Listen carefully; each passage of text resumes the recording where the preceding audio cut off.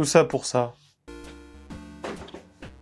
Bonjour et bienvenue pour cette critique à chaud dans la grotte qui reviendra sur Avatar 1,2.5, I guess, réalisé par James Cameron. Bonjour et bienvenue pour cette critique à chaud dans la grotte qui reviendra sur Avatar 3 de James Cameron. Comme vous devez vous y attendre, j'avais énormément de craintes vis-à-vis de ce troisième film, au vu de la déception qu'a été pour moi le 2.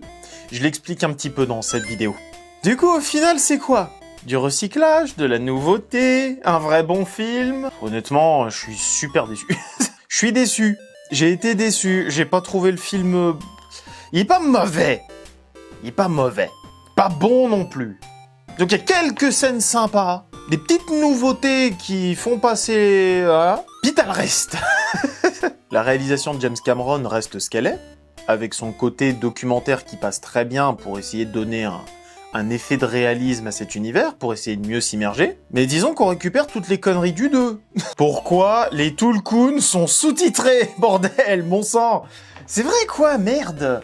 Ils ont pas besoin de ça. Le film reprend directement là où le 2 s'est arrêté, après que Quaritch se soit fait battre par Jake, et on suit une espèce de nouvelle aventure où l'objectif principal, on va dire, va être de faire en sorte que Spider survive. C'est un peu ça l'idée, partir pour une nouvelle aventure. Grossièrement, le pitch de base, que ce qu'on nous a vendu dans les bandes annonces, c'est l'arrivée d'une espèce de nouveau clan qui adore le feu, donc d'où le titre, de feu et de cendres.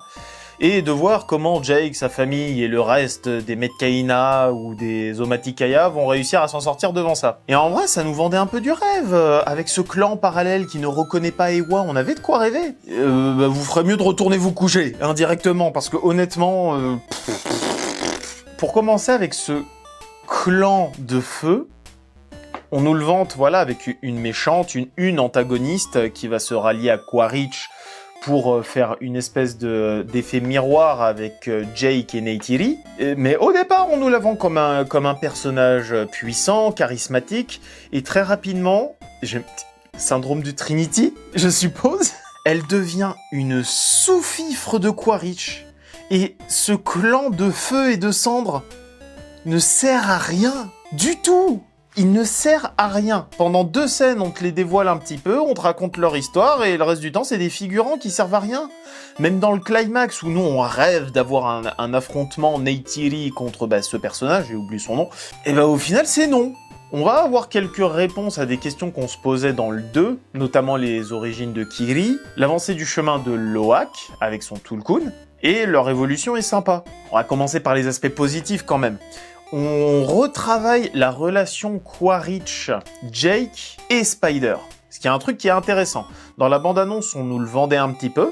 C'est le fait que, grâce à Kiri, et un peu grâce à Eywa, Spider a désormais la capacité de respirer sur Pandora, via une espèce de mycélium qui a envahi l'entièreté de son corps, de son système nerveux, et qui agit comme un parasite, mais c'est plus une relation de mutualisme, en gros, où il le maintient en vie, tout simplement, et le truc, c'est que ça, c'est un danger important, car si les humains, ils arrivent à vivre sur Pandora et à respirer sur Pandora, il n'y a plus aucune raison pour que les Na'vi restent en vie. Du coup, on continue un développement qui est né dans le 2, avec Quaritch qui commence à voir les qualités de la planète, de la culture Na'vi, Omaticaya et tout ça, et on te le pousse un peu plus loin, et ça c'est satisfaisant, car très souvent dans le film, Quaritch et Jake vont faire équipe pour sauver Spider, car les deux considèrent Spider comme leur fils. Et du coup, c'est super intéressant de les voir s'entendre sur certains points et essayer de débattre. Ça, c'était plutôt cool.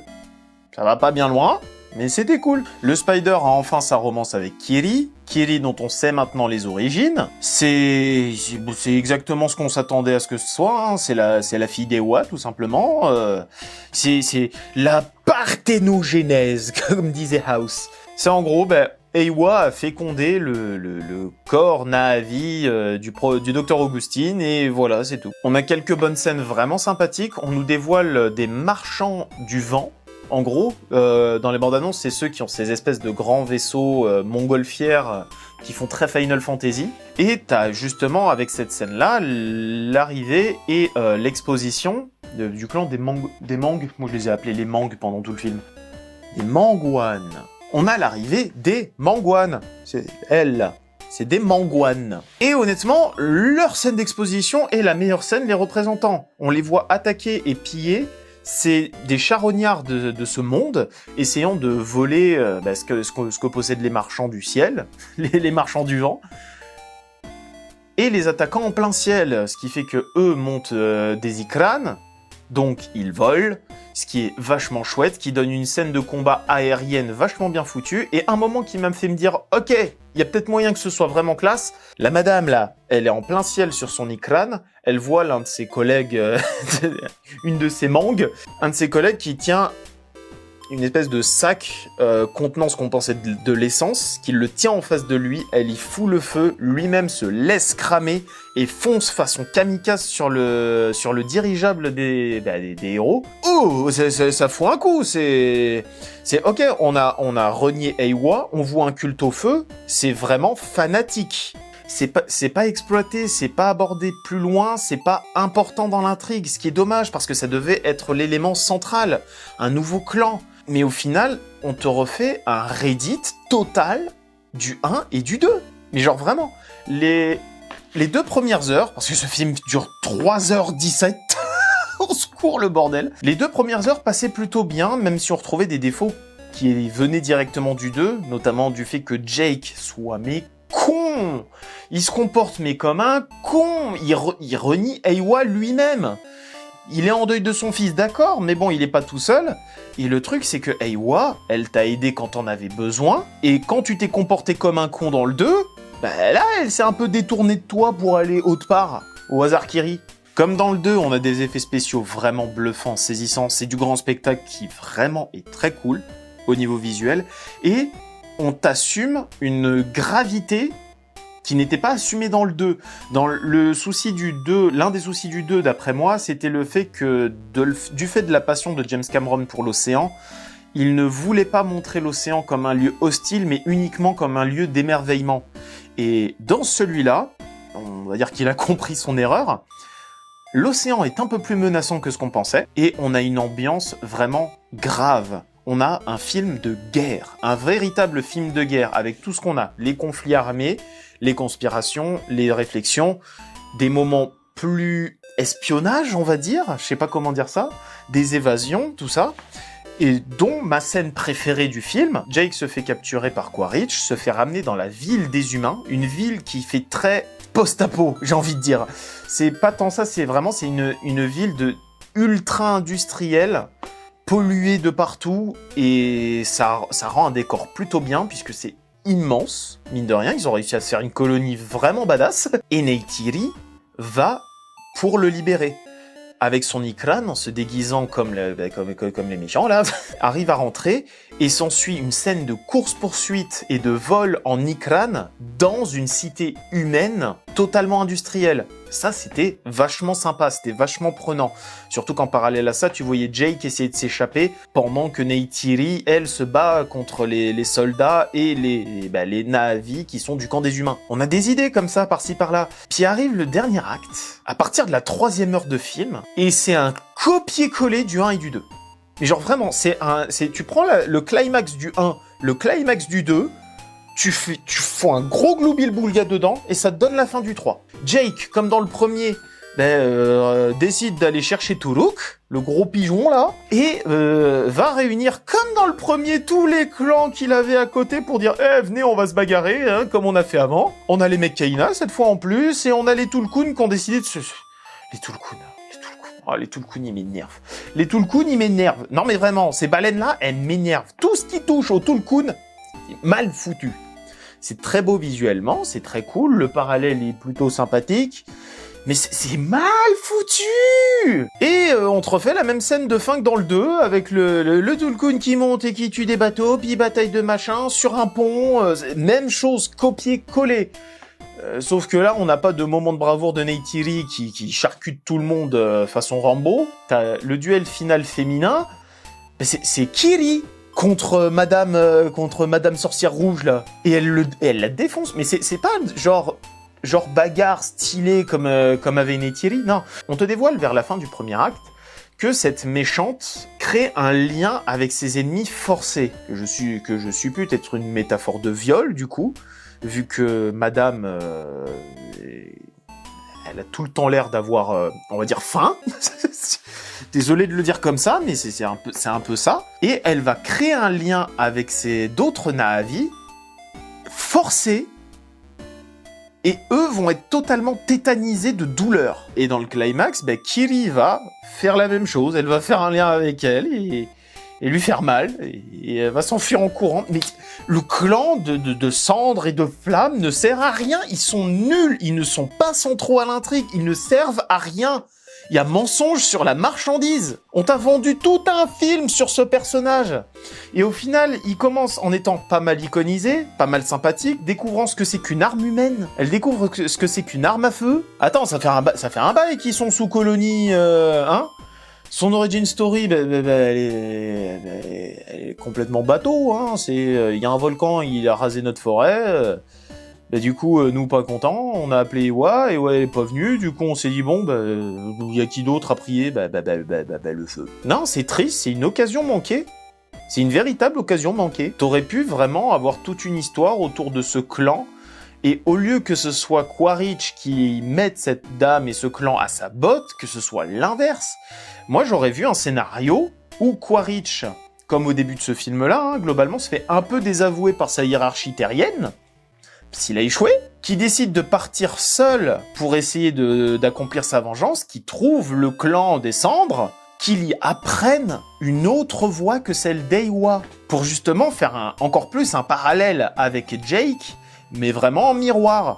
Ça aurait été pertinent, et de continuer sur cette voie, au lieu d'apprendre toutes les leçons que Jake a appris, dans le positif, dans le respect de l'âme de l'autre et dans le respect d'Eywa, pour respecter un équilibre dans l'univers, et lui a appris la voie du feu, la voie de la destruction, la voie du bien personnel, tout ça.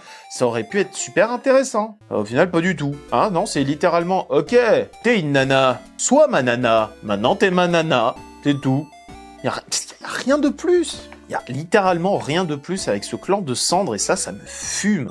Les Tulkun. On va reparler des Tulkun. Ils sont foirés sur tous les plans. De 1, leur logique. Tu te fais agresser. Si jamais tu te défends, tu es un criminel.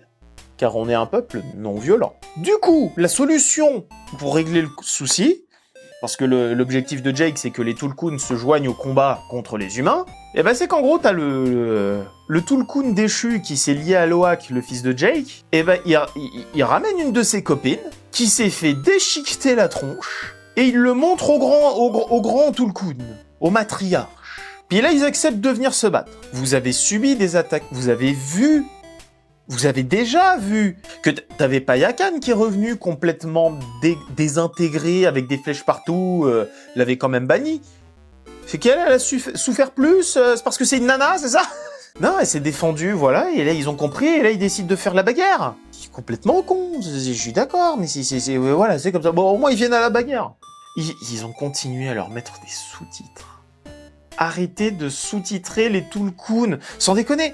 Vous enlevez les sous-titres, vous laissez les mêmes images, le même timing, sans les sous-titres, on comprend très bien.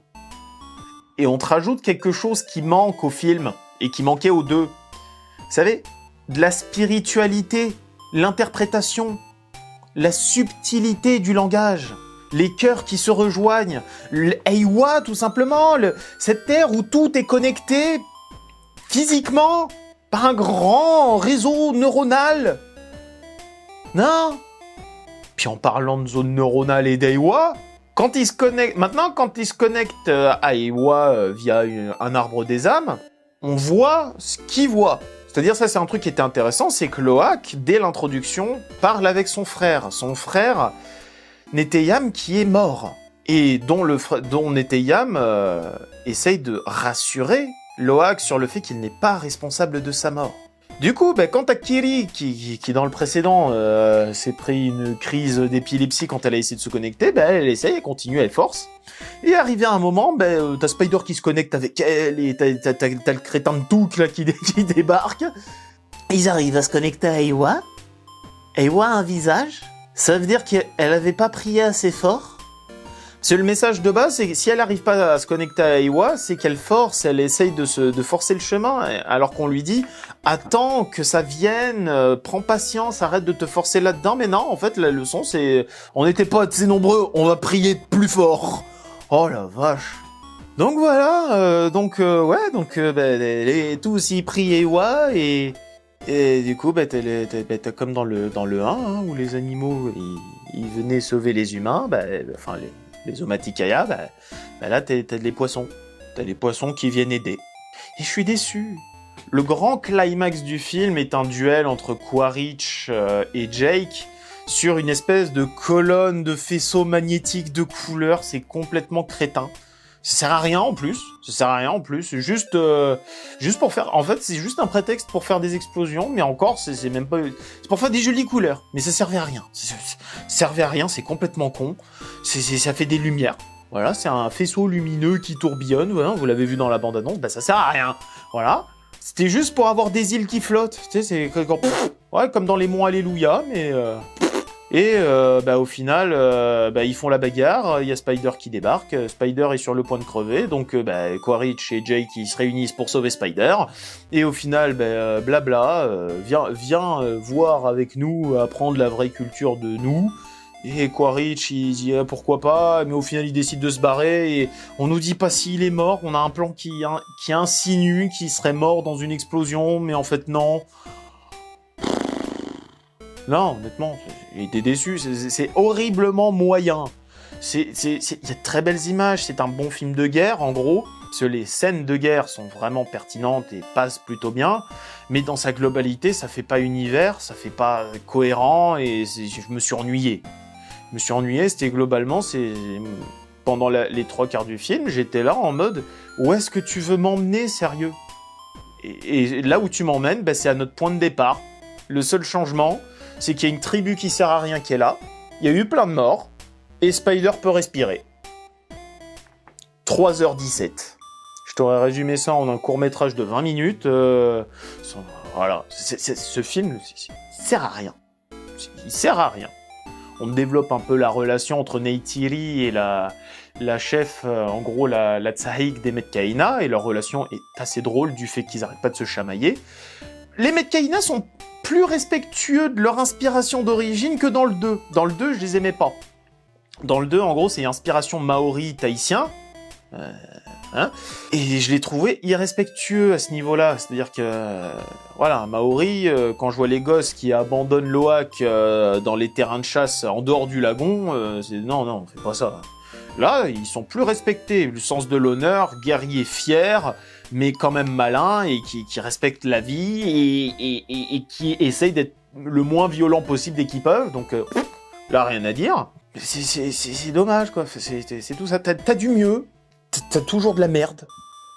Et vu que t'as tout ça mélangé avec un mash-up du 1 et du 2, résultat, tu t'ennuies, puisque t'as déjà vu. C'est limite du plan par plan, copier-coller, plan par plan. Aucun intérêt. Ce film, hormis le plaisir visuel, n'a aucun intérêt. J'ai hâte d'avoir votre avis en commentaire. Abonnez-vous, partagez la vidéo, likez.